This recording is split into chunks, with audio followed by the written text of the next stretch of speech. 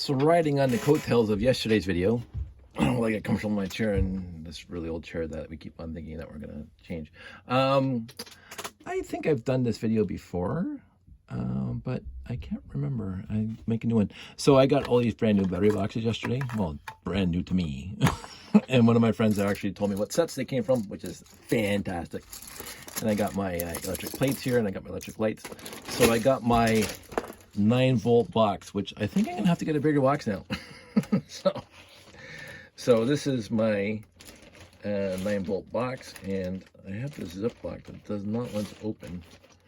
I hate these Ziplocs that supposedly have these easy open things. So this is my 9-volt bag full of the lights and the sounds and the things. So I'm not even going to stack them, I'm just going to throw them in. So there's a lot. That's all in there now. The battery boxes are going to go somewhere else. I got another bin of battery boxes. But while I do that, I'm going to have to sort out. I'll do that later. I don't want to waste your time with that. Oh, I forgot that guy. Right there. Something just fell on the floor.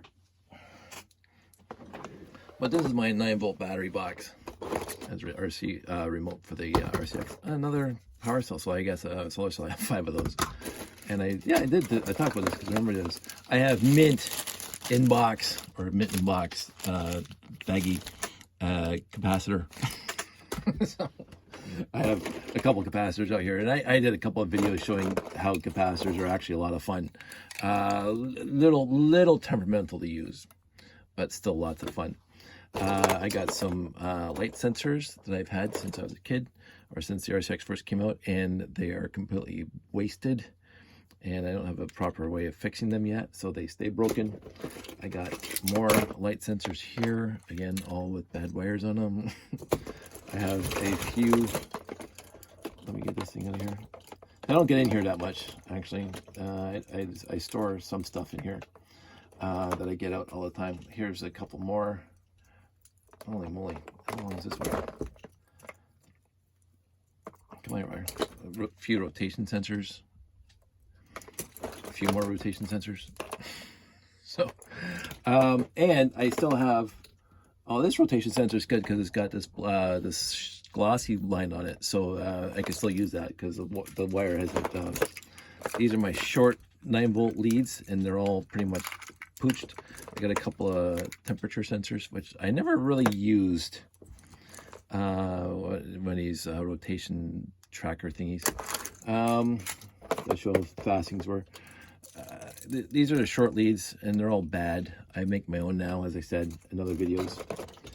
This is a mint 9-volt wire that hasn't started decomposing yet, and I don't know why. I got this in a RCX 2.0 set that I got from a friend who bought it for his son back in the day, and because he's the one to help me program my RCXs. And talked about robot building back in the beginning of RTL Toronto when I was doing all those robot competitions. So he had a son that was just born, and then as the son got a little older, he thought getting the kid an RCX would get him into programming. The kid wasn't that interested, so he gave me a mint RCX 2.0 with the additional, I think it was the it's one of those RCX add-on kits that, it wasn't even that, it was just a battery box with a 9-volt motor in it with wires and bricks and stuff. So I have this guy, and he hasn't seen the light of day really, and he's still really good. So I have all these light bricks. I know that they're in 9-volt, not really 9-volt, but these are light bricks from Exoforce, and some of them still work. And I think it was not only Exoforce, they might have come in, oh no, these guys are from the Bionicle. They're a little different. This is my Stack O micro motors, and I believe most of them still work. Now I will say it's very odd because every once in a while, like once a year, when I get a lot of Lego bricks, I will find this piece in it, and then going, why just this piece has the broken tabs in the back, so it really doesn't do anything anymore. But so there's a couple micromotors in here that do not have a top or bottom in them. whereas this one has both. Like the space shuttles that I've shown you before, use the micromotor with the tabs on top and bottom. So I believe most of these worked. I think all my motors in the electronic goods that are busted go into a different bin of used parts that I can rip apart and whatever. So I think all these micromotors 2, 4, 6, 8, 10 are working, and then the 3 in the space shuttle. So I think right now I have 13 micromotors. Not necessarily the number I want to hear, but those things not zipping up. So always good to have, just in case. I got a whole bunch of these high-speed motors. I don't know where they all are, because I thought they were in here. And, oh, they're there. There's a whole stack of them down here. I only got none of these. Not that reason. I got this in a lot. So this isn't one of mine from my RC cars. I got this in a lot, and it actually works. So it's a spare. So let's get down here. More wires for no reason. These are the wires that I tried to clip off and then solder stuff to and make different parts and pieces over the years, and it just whatever. So what do we got here? So let's talk about this for a sec. This one exploded and will not work anymore, but it looks like the battery leaked. Should be in that other bag. So here is my stack of original, well, not the original, yeah, I guess the original 9-volt motors. Very, very fast, high speed, low torque. They show up in the first couple of 9-volt Technic sets. They work well. I never use them because they're just too fast and not torqued down enough. I've seen some really good GBCs that use these things to make flying discs that throw balls around. Nice to have, but I hardly use them. This is the motor I use all the time. Still to this day, this is the motor, and this is why I still make up my own wires. I can build this motor into anything. I love this motor. Like the whole bottom of the box, and I can pull them all out. The whole bottom of the box is basically this motor here. I think I got one of those over there, so I'll put that over here. Again, I don't get in here to organize a lot, which is kind of sad. I'm going to get through those. So I'm going to I forget what I have. Because I have so much. This is not flexing. So 4 capacitors. Okay. I talked about this a couple days ago. The LED fiber optics. So I got a bunch of these. Let's see how many if I can find in here, because this is where I would dump them. I don't see any more. There's another micromotor that I should put in. So that's 14 micromotors. So we're off the bad number of 13. Not that that means anything to me. If it's not built into something, then this is, I got 5 of these fiber optics. And again, I got 3 in the space shuttles. And I think I got 1 or 2 built into the layout. They're fun. I mean, they don't do anything except light up. But it's fun to see lit up. So I keep those just in case. And I got a gabillion switches, touch sensors. So I'm just going to keep on adding touch sensors because they're all in here. That's whatever. That's this. Okay. Now, on the exception of that, I think I got them all. I need another one of those. Put that over here. I should have cleaned this up before I started the video. So here's all the touch sensors that I have. and then I got a few of these, which they put a little resistor in the top. And so when you actually press these things on, they say a different. They're not 101 or on and off. So you have variable touch sensors, which can come in handy for programming if you want to do multiple things on one touch sensor port. This is a motor that we got in that Lego asked us to. I can't remember what set it is. I think it was the pickup truck, for the yellow. And they asked us to come up with different builds on that. My friend Ian, he did a fantastic build. And I just came up with a walking chicken. And if you look way back in my video feed and YouTube, almost at the beginning, you can see this little yellow walking chicken. That's all I could come up with. Wasn't that great? But we use these motors. I actually used this motor in the layout to lift, and I don't see if you can see it, this door in this picture. This door is a bay door that goes up and down. I used this motor originally because it was easier to build into the layout, but then I swapped it with this motor because this motor works better. So I still have 2 of those doing absolutely nothing. More touch sensors that I didn't even see before. More fiber optic, which I should have organized this before I started the video, but hey, live on camera. Let's do some vamping here. And now we get into, I think that's all that's left in here are just these things. Polarity switches. Now there are 5 polarity switches here. And again, there are 2 in each space shuttle. So that's 6, 7, 8, 9, 10, 11. And I don't believe I have any in the layout. So I have 5 old style polarity switches. These things came in handy a few times when I was building robots back in the day to do different things with input to multiple outputs. You just have to figure out how to get a sensor on there to stop it because the rotation sensor didn't do it well enough. So I've used these. I also use these for train track. No, I didn't. I didn't actually use these. Yes, I did. I used these for train track switches. When I electrified my train layout, I used these with a spring, so it would return to center after I flipped the switch from one side to the other. I put a little motor on the switch mechanism, the yellow slidey switch on the train switches, and this worked remarkably well, but then it's all brick built. But I had 4 or 5 of these in a row, and then because I have 4 or 5 switches on the layout, and so I could just in one spot without RCXing them, I just had the wires going back to this guy, and I could actually flick the switches. Like when my brother and I used to have our HO train set back in the day on top of that piece of plywood on top of our pool table, we had 3 or 4 switches, and of course those switches came with a solenoid that would push the switch in and out, and it was a lot easier to build, and it was built into it. You just had to run the wires back to the control panel. This was all Lego built, no modding of parts at all, no whatever, and it worked well. And I think I saw the instructions somewhere on the internet back then on LugNet, and I modified that to be smaller, better, more efficient, and I wish I kept those instructions, but alas, my website is long gone because that's where they were. And then the bottom is just full of all these motors. So these are my favorite motors. I have lots of them. These are the ones supposedly I haven't tested them well, but these are all the ones that worked.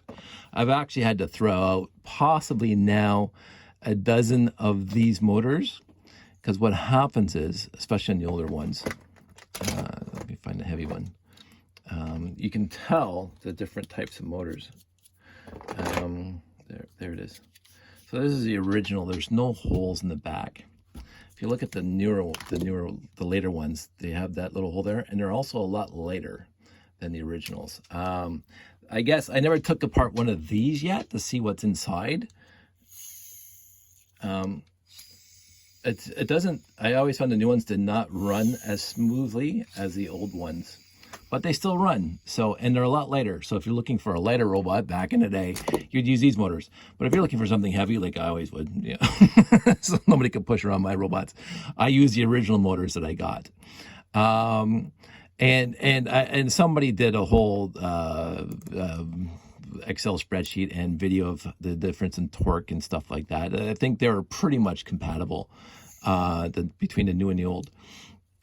I just had so many olds that I just kept on using them. And the only time I used the new ones was when I wanted a lighter robot. But in the end, they basically worked functionality identically.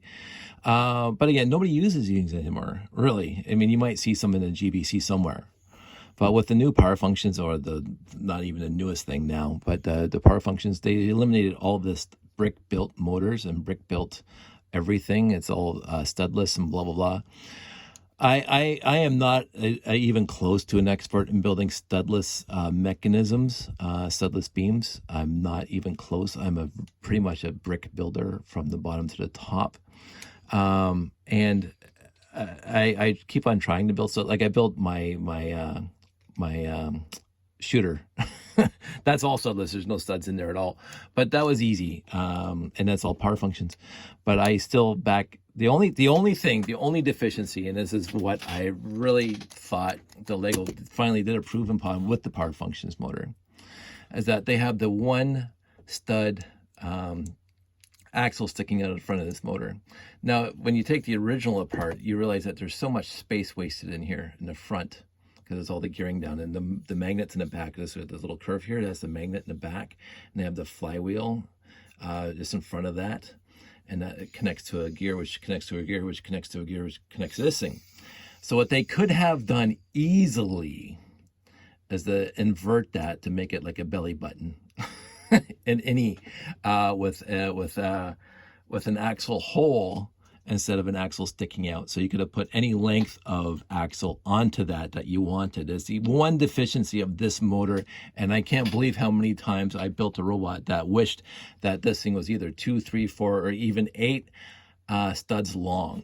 And I was so impressed when the power functions came out, and even where did I put them? These guys, where they made it any, right? That's perfect. That's honestly perfect, because now you can put whatever axle you want on there. And so if you have, like, because you would build it, and let me just get you.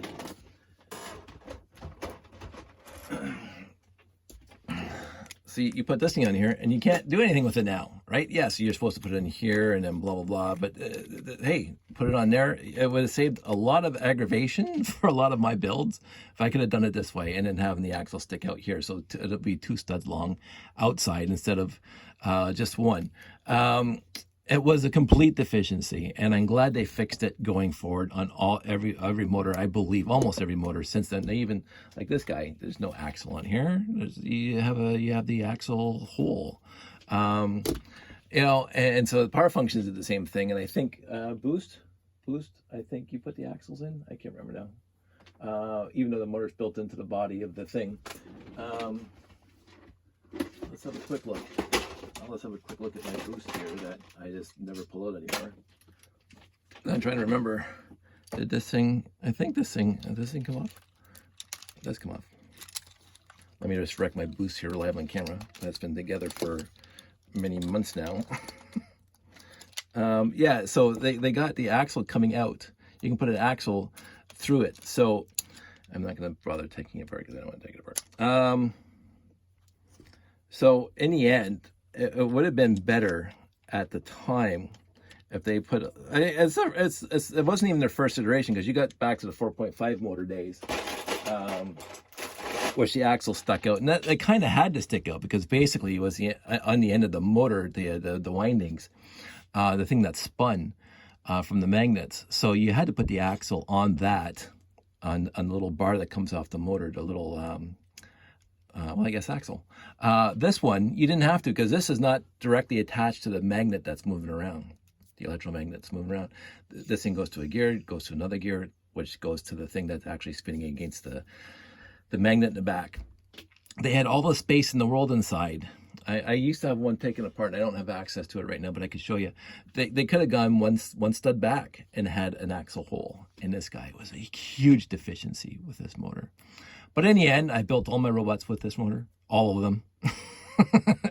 Every motor I entered into a RTL competition, and I think out of I think there was 12 or 15 RTL Toronto robot competitions. I entered over half of them, probably more than that. I started RTL in RTL 3. I missed the first 2 competitions that were at I think the St. Andrew's School in downtown Toronto. They were marble sorting, I believe, if I remember correctly. Because when I got there, it was marble sorting and sumo. And then did we start block stacking after that? I think we did 2 or 3 block stackings, and I kind of had fun with that one, which I don't even know where that picture is right now. It used to be behind here. It might still be here. No, I don't know where it is. I do not know where it is. But it is where I got that award for coming in first. So, I have no idea where that picture is. I have that wonderful picture that Callum took of me on top of my block sorting robot, which was, I think, my favorite robot of all time. I'm sure I've shown pictures of it earlier, and I just can't see it right now, so I don't know where it is. It's usually in my room here. But that thing was like 18 inches tall. So I so much fun with that. I really did. But in the end, that was a time that'll never happen again, unfortunately. And in the end, we just have the good memories of hanging out with like-minded friends and having a good time with it.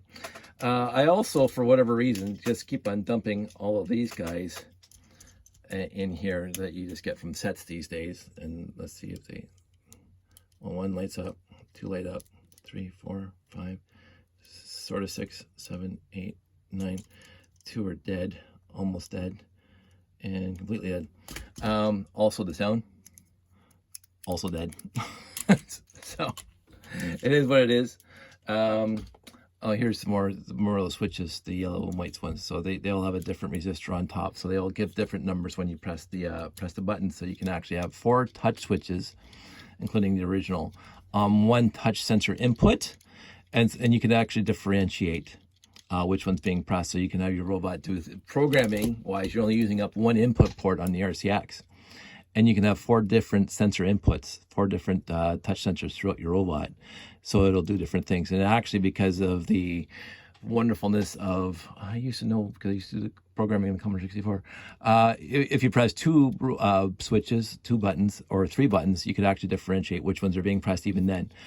So you could do multiple things, like a joystick on a computer. Back in the day, use the bit statements. So anyway, I did this a little bit back in the day at the end, because again, I couldn't afford to get them when the RCX first came out, and I just had the switches that came with the RCX, the touch sensors. But it was a lot of fun with the touch sensors and trying to incorporate as many as possible into a robot, so you could have it doing different things depending on which sensor hit a wall or something like that. I would say it was a time that, as I've already said, this is a time that'll never happen again, but it was so much fun for me. And I met okay, so let's go into the story really quick. So I bought my RCX in 1998 off the store shelf, and I had no idea at that time in 1998 that there was other Lego fans that were older than 12 in the world.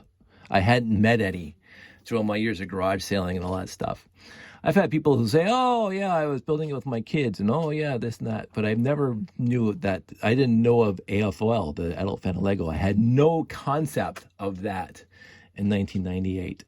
Although again, I never had a dark ages. I always played with the Lego, even right up until 1998. And then I bought my RCX, and I went online after a week of owning it to see if I could find anything out about the RCX. And then it was like, my mind was blown.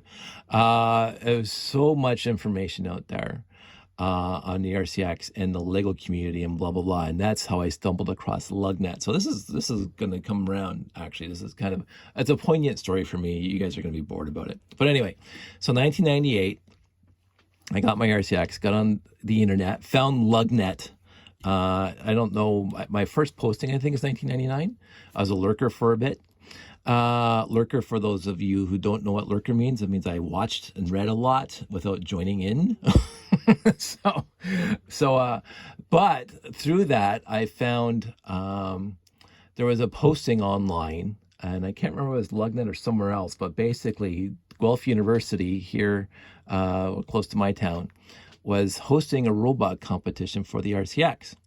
It was U of Guelph won, basically, and I had no idea about anybody or any person or anything about it, but it says it was basically a sumo competition.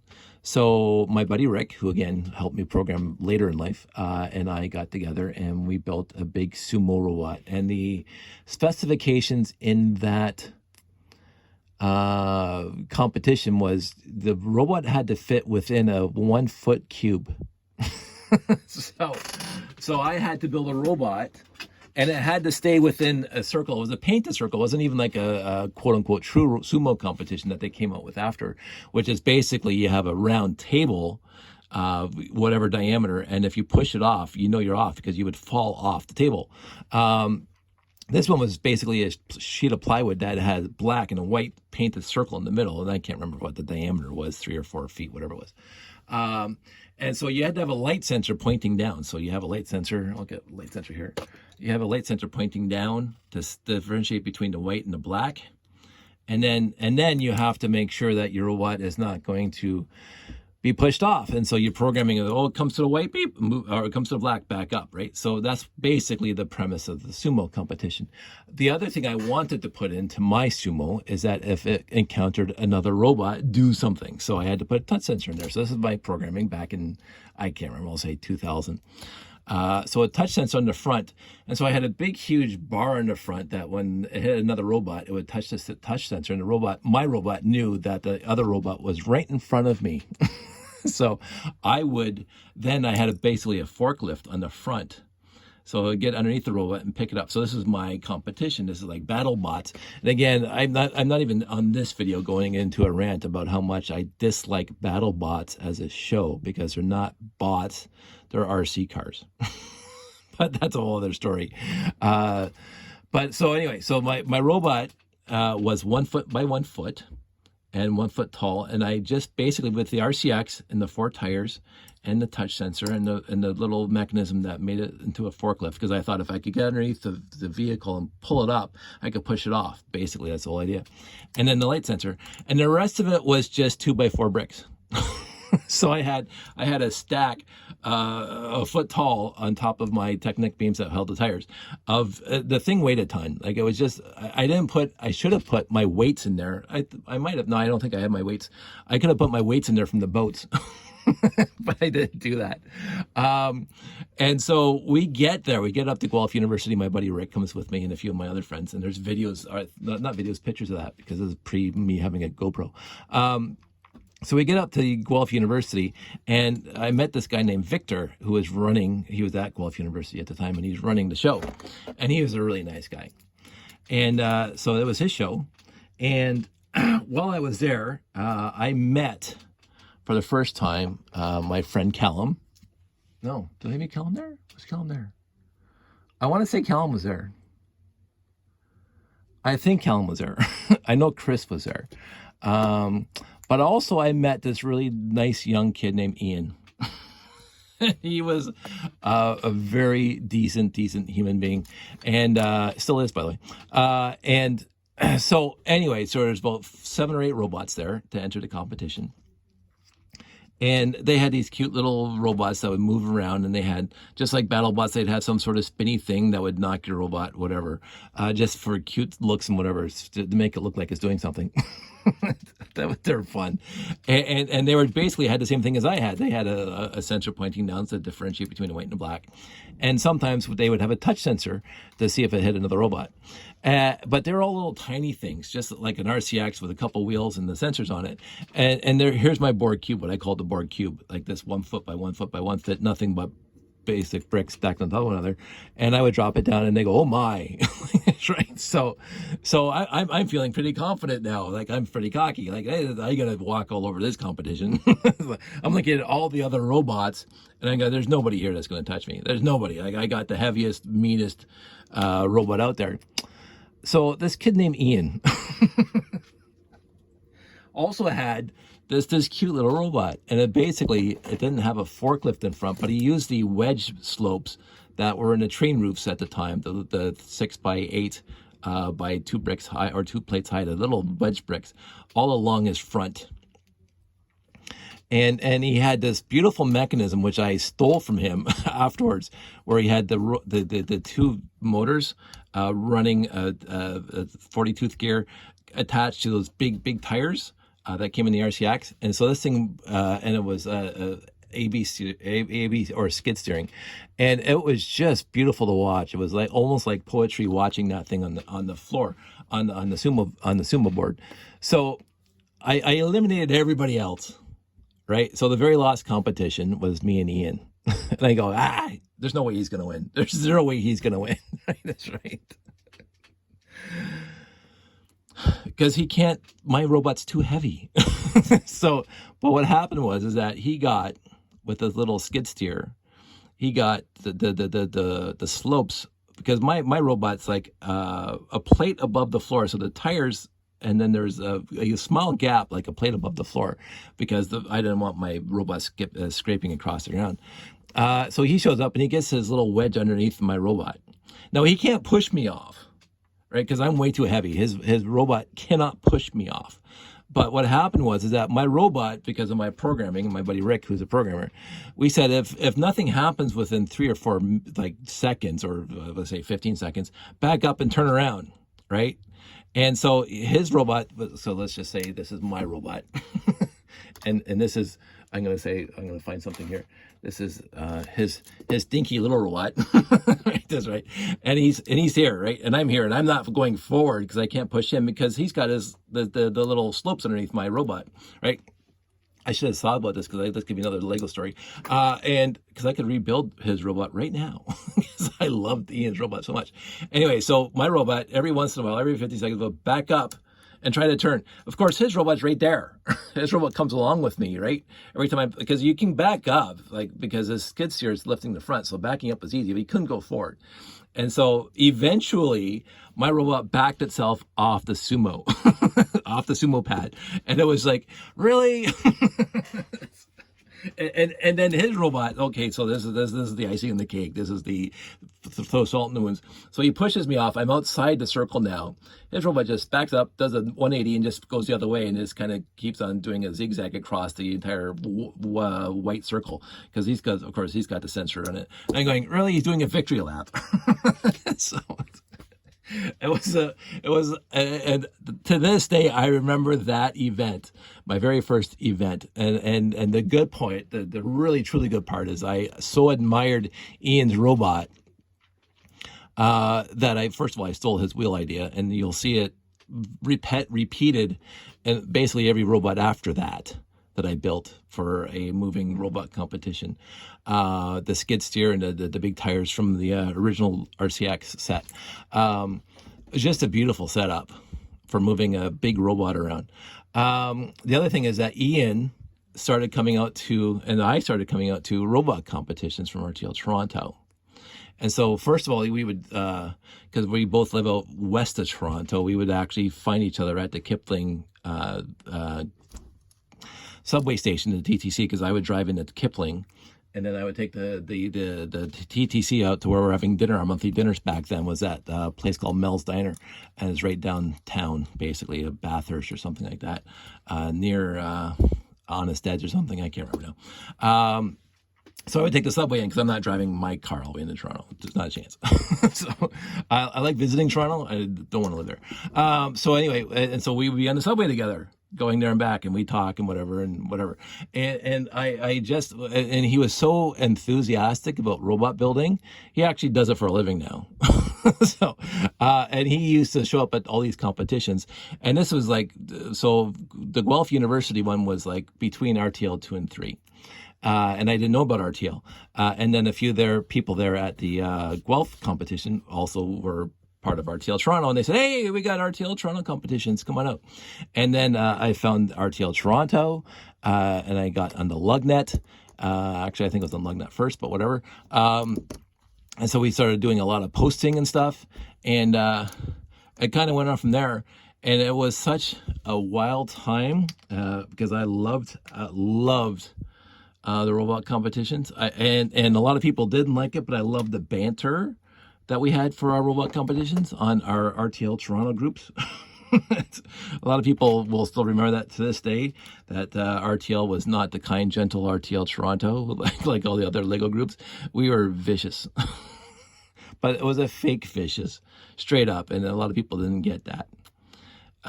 There might have been some bad blood at some point, but hopefully it wasn't coming from me. I was and still am very accepting of other people's ideas about this hobby, as we can see from everything that I support.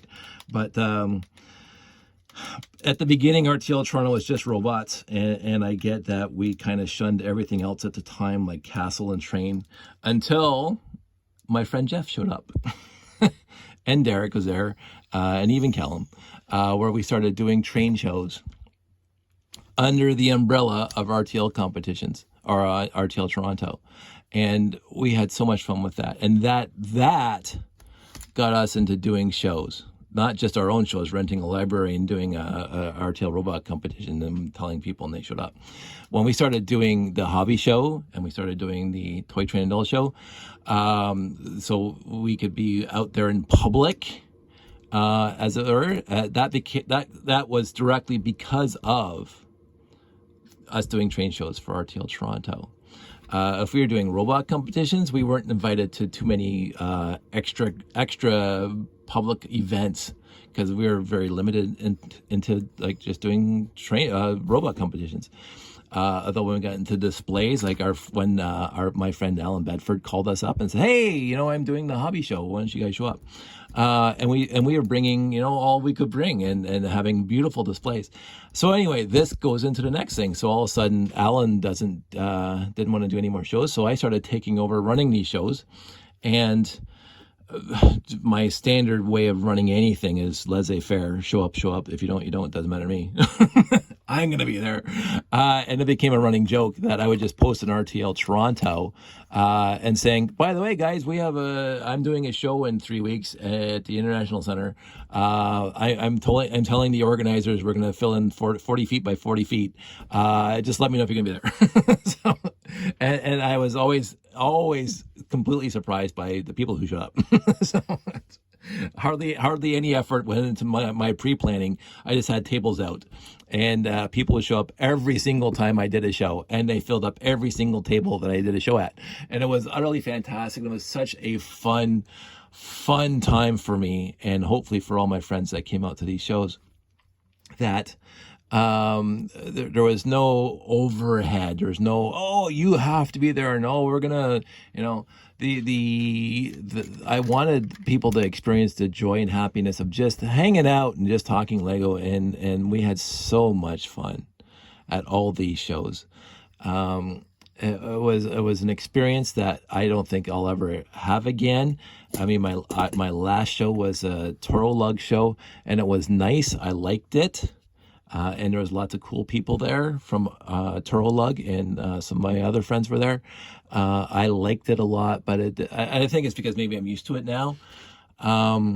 That it didn't. You can't go home again. You can't recapture that feeling of the first time of doing this kind of stuff. But it was equally as nice for me to liaise with the audience, with the public. I would say that the one thing that the last show I did for Toro Lug right before the lockdowns happened was probably my best time that I've had in a long time, of just having the ability to have all the time in the world to talk to the public. And I had so many wonderful stories and it's also the public that was there. It was Family Fun Fest, Kevin's show. The people who were there, basically the adults were looking at the Lego, and the kids just want to go into bouncy castles. And I had more than one. I think about like a half a dozen chats with people who were who around my age or slightly younger than me, talking about their love of the Lego when they were kids, and they just gave it up because they got married and had kids and blah blah blah. And they had no idea that there are adults like me at 50 something, and all the other friends that I was with behind the sanctions, that were still playing with Lego. And we would talk like for hours about Galaxy Explorers and Classic Space and whatever, and all that stuff. And it was such a good time. But to bring this back to a more personal thing, so we started doing shows because of the train show. We started going to train shows because of the train show. And that led to one of my favorite shows way back in the day, say around 17 years ago. 17 years ago in November, it was the Toy Train and Doll show. And yes, it was quote unquote my show, where I would just post an RTL Toronto saying, "Hey guys, we're the Toy Train and Doll show again," and whatever. And everybody shows up. Right now, I had gotten sick. I had caught a cold from somebody 17 years ago, and I wasn't feeling with it, but it was my show, so of course I'm going to be there. So, and I was coming off the tail end, and I was exhausted because I'm driving it from Hamilton, blah blah blah. So I'm at the show, and my friend Jeffy's there, and my friend Derek's there, and everybody else is there, and having a great old time. And usually after a show, I say, hey, let's go over to Lone Star, which is a nice little roadhouse just down the street from the International Center.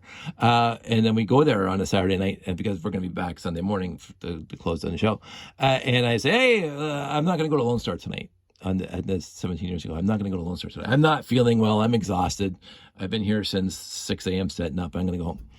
And my friends say, oh, you can't do that. What do you mean I can't do that? I'm sick. I am unwell. I'm going to go home. So, oh, no, you have to come to dinner with us. And I'm going, oh, here it comes. I smell something. I smell a setup. Right? Because at no point in the history of me doing shows, even when they were not my shows, did my friends ever say to me, you must come to dinner. I always did, because it was my show and I want to like hang out with my friends and still talk Lego until 3 o'clock in the morning. So anyway, I'm not feeling well. I go to dinner, and there are 20 people there at the table, because we called ahead saying there's about 20 of us showing up, and they reserved the table for 20 people. And there's one empty chair beside the one person I did not know. I had no idea who this person was.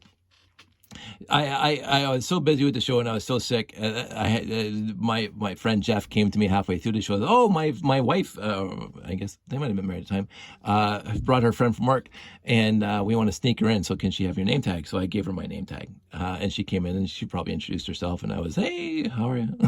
Whatever. I shouldn't say that now.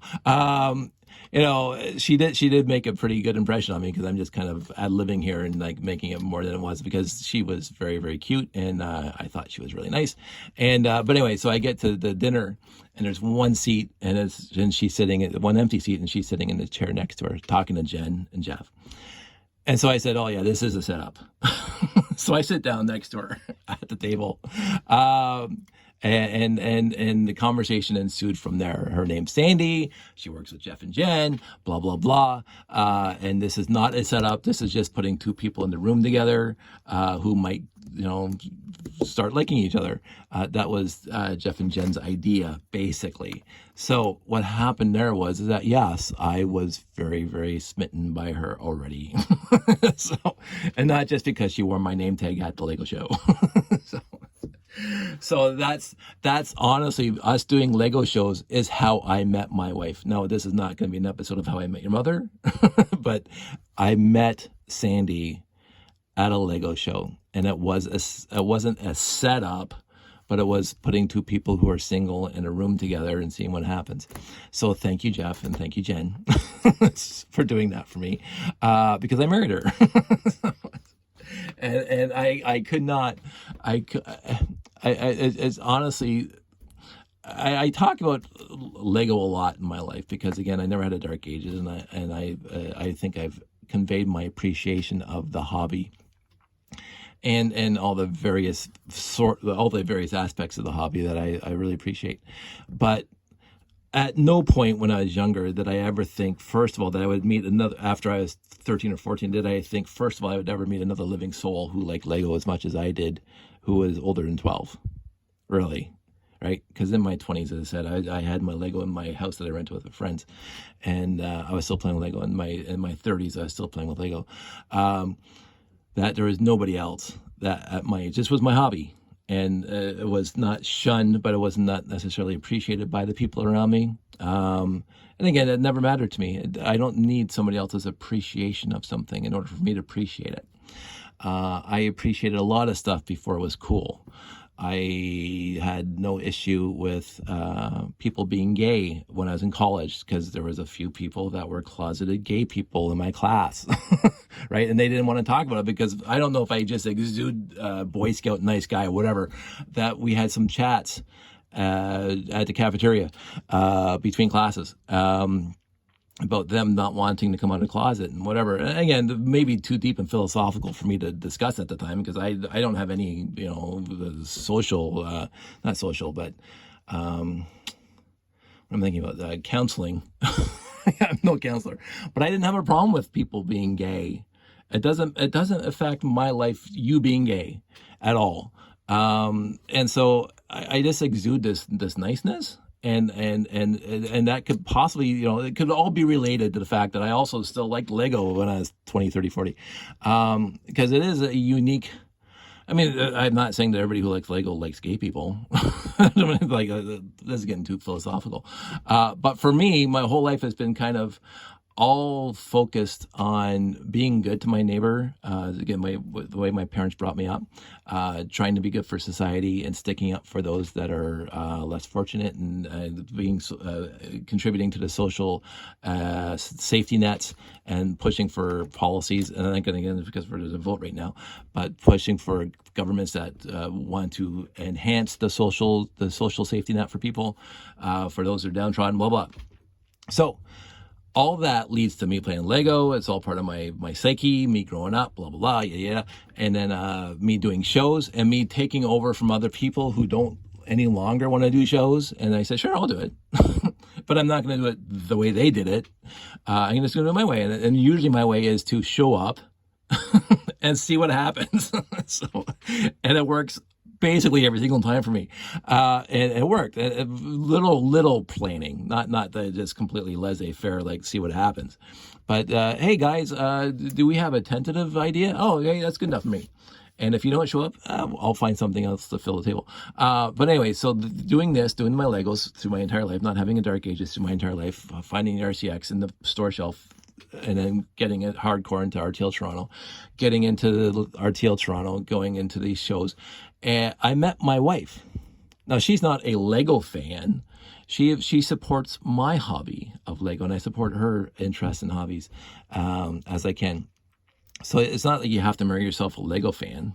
I don't know what life would be like if I married myself a Lego fan. We'd be competing over pieces. I have no idea. But this is my hobby. It's not her hobby. It doesn't have to be her hobby. This doesn't have to be, I said this before, this doesn't have to be anybody else's hobby at all. This is my hobby. This is what I want to do with my time. And you can have your hobby. Just don't start thinking that your hobby is superior or inferior to mine. But anyway, this was supposed to be a happy ending. I met my wife, my future wife, at a Lego show that I was running because of my history of getting to that point. And we got married, and we have Josh, and now Josh sporadically plays with Lego. That's fine. My whole life has changed for the better. And I'm not saying Lego was the sole key to that at all. It's just nice how my life worked in this fashion, on this whole thread of where I am today. Making videos on YouTube, and we're already at almost 48 minutes, making videos on YouTube and talking about the various things that I have over the years, and picking these things up. And remembering, when I look at this motor, I think about the RCX. When I think about the RCX, I think about RTL Toronto and the whole thing that led me to my wife, and where my life is now. And I don't know where my life is going to be 10 years from now. I don't know where my life is going to be 10 days from now. Hopefully it's the same. But right now, for the last 17 years, I have a beautiful person to share my life with that comes out to my Lego shows. She helps every way she can. She's very supportive of my hobbies, and I'm very supportive of her and who she is and who she wants to be. And that's how it should be. And I learned all of that by walking through my life the way I've walked through my life, which is being there for other people, meeting them where they are, supporting them as how I can, and appreciating who they are for how they are. If you want somebody to change to suit you, this is not a smorgasbord. This is not a Harvey's, you get your burger the way you want it. People are who they are. Meet them where they are. And if you don't want to be where they are, or accept where they are for them, then go somewhere else. Go find somebody else.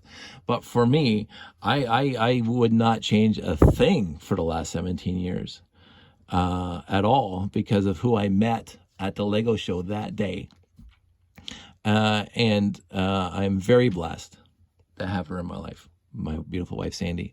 I'm very blessed to have this hobby and all these people that I know, even the people online that are responding to my YouTube videos. It's just, I cannot count the number of blessings I have. I believe, I keep on saying this, I'm the luckiest SOB I know because I still get to do this, and I still derive lots of love and happiness and lots of wonderful memories still to this day from this hobby that's been giving me memories since I was, my earliest memories of one, and I talked about that in a different video. My earliest memories of my life is playing with Lego and having so much fun and happiness at my aunt's place, at our place, my brother and sister. And as I said, growing up and not having a dark ages and playing in my 20s with Lego and having it, with all my friends and their Sunday best playing Lego. And it just goes on from there. And I wouldn't change a thing. I honestly wouldn't change a thing. I wouldn't want to be anybody else. And I just want everybody else to have the lives they want and be happy with who they are. And I realized that, again, not to take it back to this, I realized that back in college. Again, I went to church all the time, so I don't know where I picked this. I think my church was more socially active than most other churches at the time, and maybe that's where I got it from. But we were never a condemning church. We were always a supportive, inclusive church, and nobody ever said, "Oh, the gays are bad." Not to bring this back in, and support people and meet them where they are. And love them for who they are, and forget the whole love the sinner, hate the sin. That's just complete bunk. But love people for who they are, and if they're not doing anything to you, leave them alone. I just got off a rant on Twitter about something else that's pretty close to this. But anyway, I know I love people for who they are. And I will never stop loving people for who they are. And I want people to feel comfortable with who they are and live the lives the way they want to live their lives. I have, and here I am at 54 and loving my life and loving my wife and loving the lives that we have together and loving the hobbies I have. And we're going to go camping in a few weeks. We're going to love doing that together. We do so many things together, and yet we do a lot of things apart. This is my hobby. And she supports me, and I support her in her hobbies. We don't have to be both Lego fans. We don't both have to be down here every single night building something. She's doing what she wants to right now, right? And so, but I support her, and if she needs me, I'm going to be there for her, as it always will be, as it has been for the last 17 years. And the fact that I met her at a Lego show is just, honestly, just pure icing. It's just the best. And we joke about it a lot because, again, my whole past, being the nice guy and people confiding in me and talking to me and whatever, I've had some serious bad run-ins with people who, I won't say consciously, but subconsciously took advantage of that, of my niceness, who quote unquote used me, manipulated my emotional state to make them feel better. And so I did get to the point 17 years ago that I was guarded about being manipulated anymore. I had some, I won't say crazy ex-girlfriends, but I've had some ex-girlfriends who knew how to push my buttons in order to guilt me. And again, I should have been more Catholic because I feel guilty all the time. Sorry for that slam, but I do feel guilty all the time. And they knew that. And so they would say things and manipulate me to feel bad about not doing whatever with them. And so there were a few times where the choice was me or the hobby. Well, nobody puts me in that. Nobody puts baby in the corner. Nobody does that to me. I learned that from my dad, that if you're at a point in a relationship where a person is saying either that, which is not really impactful, like if you're an alcoholic and you're abusive or whatever, yes, you either give that up to be with me. Like, fully understood, there's nuance here. But if I have a hobby that I'm not obsessed with, and I'm not out here every single night doing this all the time, and I'm spending as much time with you as I always have, and we're doing everything that you want to do, and yet I'm spending a weekend going to a Lego show, right? And you don't like that idea, I can't help you. Like, I'm going to this Lego show. My friends are going to be there. I'm going to enter a robot competition like this, right? And it's not like we had any other plans, but you're thinking that my whole life is like focused on Lego. Well, no, it never has been. Lego has never been my 100%. I'm not obsessed with this hobby, although looking at the room, you might think otherwise. So, I get that. But I'm not obsessed with this hobby. This hobby is part of who I am. And it's something I like to do when I can do it, when I have the time to do it. But I'm not obsessed with it. So if I have a weekend out of the entire year where I'm going to do an RTL, well, we were doing 2 or 3 a year, but if I'm doing 2 or 3 robot competitions a year, and you think I'm not spending enough time with you, and you say it's either you or the hobby, I'm not saying I gave you up because of the hobby. I'm saying that it's a false dilemma. We did everything together. I'm there for you, and I'm not asking for much. I'm just asking for you to understand who I am, as I'm trying to understand who you are. And if you give me an ultimatum, no matter what it is, I'm going to leave because I don't do well with ultimatums. I never have. And again, I got that from my dad. Ultimatums is not part of a healthy relationship. And usually what happened was that, again, not to bring this, we've already done this path, is that I would be in a relationship, they would figure out how to guilt me into stuff, and they would do little passive-aggressive snippies at me all the time. And then at one point, there would be an ultimatum, because they think that would work. And that's usually the day I cut it off. I said, no, we're done. I would see it coming, and yet I would not do, because again, I don't have, my friend said I didn't have a backbone at the time. I don't think it was a backbone. I was hoping they would change. Not that I could change them, because I learned at a very young age you can't change other people, you can only change yourself. But I was hoping, just by looking at who I am and the fact that I'm here all the time with you, doing things that you want to do, and not minding it, liking what you're wanting to do. Say, if you sacrifice yourself for somebody else, that's also bad. So anyway, that's getting to a huge point that's almost an hour long. I would get to the point, or they would get to the point where an ultimatum was said, and that's usually when I said we're done, because I have more confidence in myself, more I'm stronger with who I am, and if you can't see who I am and the fact that I've been there for you and you've been there for me and blah blah, we have a shared life. I don't grab onto people and hold them in, because I don't want to do that. I'm not authoritarian. I'm not a person that's going to say, you have to be with me and you have to give me what I want, when I want, how I want. No, I don't do that. I've never done that. I don't do that to anybody, friends, foe, anybody, wives. I'm walking, again, let's bring up this point. I'm walking on this path this way. I'm going this way, right? I'm not demanding that you walk this way with me. I will never do that to anybody. You must do what I say. No, that's not how my life is. But if you want to walk with me, I'd love the company, right? And so Sandy comes to a Lego show. She came to a Lego show willingly, as her friends were saying, hey, there's this cute guy that's single, and it's not a setup, but it is. There's this cute guy that's single, and he might be interested, and whatever. So she shows up. She's wearing my name tag at the show, so she could get in for free. So I think it's great. And we talk, and then we're at the dinner and we're talking. But at the beginning of the dinner, I did not want to lead her on, because I had not just got out of a bad relationship, but I my whole history up until Sandy, was that eventually there was ultimatums. Eventually there were guilt trips. Eventually there were head games. Eventually there would be something that says, this isn't going to work out because of X, Y, and Z, because you want from me something I cannot give you, or something I think is, I don't want to use the word wrong, but you're asking me to do something that, not that I'm unwilling to do, because I'll help anybody do anything, almost, but you're asking me to be different than who I am.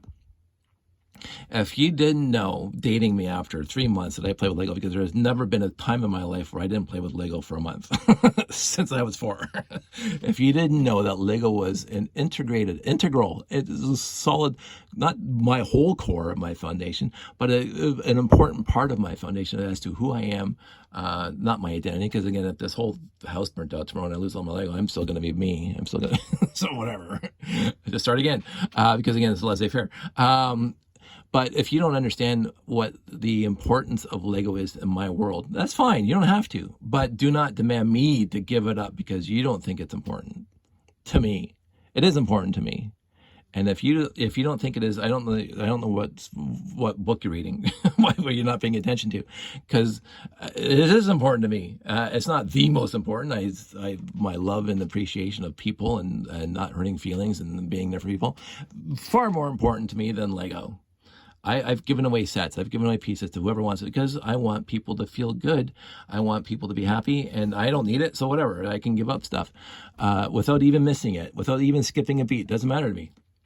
But if you think I'm going to give something up that is not in any way impacting on our relationship together, that in any way affects our relationship together, that in any way, because you don't like it, or because you think it's childish, or because you think it's wrong for me to do, because of you don't appreciate it, I don't need time to be with you.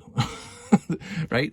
Because I would never do that to somebody else. Like, I could think stamp collecting was that way. I could think whatever it is, it doesn't matter. You do you, I'll do me. And if we're going to walk along this path on every other way, like go camping and whatever, and having a good time and hanging out, going for walks and doing stuff and helping the world and whatever, that's fine. But the second you say this, you have to give up in order to be with me, I'm not going to give this up. And it's not because I don't want to give this up to be with you. It's that's a false dilemma that you're putting on me, and you're making me feel bad for things that I like, right? That's not harming anybody else. So anyway, so I was very, very reserved at dinner time, sitting beside this complete stranger at dinner, at the beginning of the dinner, and I really didn't talk to her that much, and I didn't realize this, but she was taking a huge hint from that. Although, sober second thought, she would have taken a huge hint from that. I'm not interested, because for the first part of the dinner, I didn't want to give the appearance that I was interested, because again, I had just, after all my crazy ex-girlfriends, I did not want to jump into something else where after a few weeks, I'm going to be guilt tripped into doing something I don't want to do, and actually then breaking up. Then better not to start. But about halfway through dinner, she was talking to Jen about whatever X, Y, and Z. I can't remember what she was talking about. But all of a sudden, this is interesting. So I started talking to her, and I said, wow, this person is utterly fantastic. She is her own person. She's not like waiting to become a Mrs. Like I've found some women, they just go to university to get their MRS. She wasn't doing that. She's her own person with her own hobbies, her own interests, her own life, and whatever. And so I said, "Oh, this is great." So I started talking to her, and she started talking to me. And we both found out that that was pretty neat. And then after that, I got her phone number. And this is like the standard movie. I got her phone number, and I asked her out. It was not a date. We needed to do it because it was November. The Christmas show was November. So we had to do some Christmas shopping. And I said, well, I'm going to Mapleview Mall. And you said that you needed to get something at Mapleview Mall. So let's just hang out at Mapleview Mall for an evening. And swear to God, this is one of my favorite dates of all time. We went to Mapleview Mall. And we're just walking up and down Mapleview Mall, and it's a huge mall, not as huge as some. And she's getting what she needs, and I'm halfway through watching Gilmore Girls, so I'm buying season 3 on DVD. So, because I loved Gilmore Girls, and she had to go into the store, and I'm holding her purse. And this is our quote unquote first date. I'm holding her purse while she runs in and grabs something. And then we sat at the food mall there, the food court there, and we got a drink or whatever. We're talking, and we talked the entire night, just the two of us. And by the time I took my focus off of her and she took her focus off to me, the mall was empty. Like, honestly, we had no concept of time. The mall had closed. There was janitors sweeping the floor. Like, or we look up from talking to one another for I guess a couple hours, and we look up and there's nobody left in the mall. And I'm going, oh my goodness, really? So we part, we go our separate ways, and then our official first date, well, it's after our first date actually, because we went to the movie theater, and that's a whole other story. But this was our second date together, and it was utterly fantastic, and I just became completely smitten with her. And it wasn't like infatuation, like, hey, puppy love. It was, this person is fun to be with. She is her own person. She is not going to throw any guilt trips at me. She's not going to make me give up stuff that I love, and I'm not going to do anything that makes her feel like she's inferior to make me feel better. She's not going to do that to me. And so what happened was, it just evolves from there. And yes, we've had our struggles. It's 17 years. You think we haven't had our struggles? They're kidding. But in the end, it's 99.9% utterly fantastic. I mean, there's so many stories I could go into, like with the Josh thing and everything else, and wonderfulness, and how much joy and happiness she has brought me in my life. But I accept her for who she is. And she accepted me for who I am. And at not one point in the 17 years did she say, Dave, you need to change something in your life to make me happy that I think is unreasonable. She used to get a little cross with me because I used to say, like this, right, all the time. Like this, right? And I didn't even know I was doing it. But she's, that's a helpful thing because it gets annoying to hear, like this, right? Every other sentence is like people who use the F-bomb every other word. So we help each other, we support each other, we're there for one another, and it's obviously it's the best relationship I've ever had, and it's the one that I'm going to work on keeping going for the rest of my life because of who she is and because of what she stands for, and how much I love her. And I know there's a whole huge tangent, 1 hour tangent that started with 9-bolt collection, but basically it started with Lego when I was 4 years old. Is how I met Sandy. And I think that is, like, in the big picture, that's just so uniquely me in my life, that I met my wife because of my hobby that I've had since I was 4. I'm going to wrap this up, and I don't know if you guys suffered through it this long for 1 hour and 5 minutes. I'm not going to bother breaking it up. In the end, all my stuff is going to be sorted out again into the 9-bolt box. I'm going to clean it out, and I didn't expect to go off on this long 40-minute tangent, but I did, and it's a happy tangent. And we are coming up pretty close to our 15th wedding anniversary, and we're coming up to our 17 years of being together. And I started late because of everything that happened in my life pre-Sandy, and what happened in my life pre-Sandy was the stupidest thing I've ever heard a smart person say is, I thought I could change her. And I won't mention names about who said that, but it was literally the dumbest thing I've ever heard. People, you don't go into a relationship thinking you're going to change somebody. You don't do it. If they're showing you who they are, believe them. I've heard that before too. If they're showing you that they're not sincere, and they're not sweet, and they're not kind, and you don't, and if you're perfectly fine with that, then jump into that relationship and knock yourself out. I don't want that kind of relationship for me. I like sweet, I like sincere, I like nice, I like happy, and overall, 99.9% of the time, we're exceedingly happy. And we're happy with each other, with who we are. And if you want something else, then go find something else. But as for me, it took me a long time, but finally I got that. I've made, and I'm not saying I'm not perfect in these relationships. I mean, I'm not saying I am perfect in relationships. I've been bad. Again, I don't want to keep on going about this. This is already too long. I've unfortunately hurt people, and unfortunately I've been hurt by people. But that's part of life, and I've forgiven myself for being stupid in the past, and I've forgiven them for being stupid with me in the past, and my life goes on, and their lives go on. And I'm happy, and I'll say this as a final note, I'm very happy that every one of my exes appears to be happy with the lives that they have now. And I don't follow them, I don't pay attention to them, but friends of friends tell me this, and I'm perfectly happy with that, because nobody deserves to be miserable in their lives.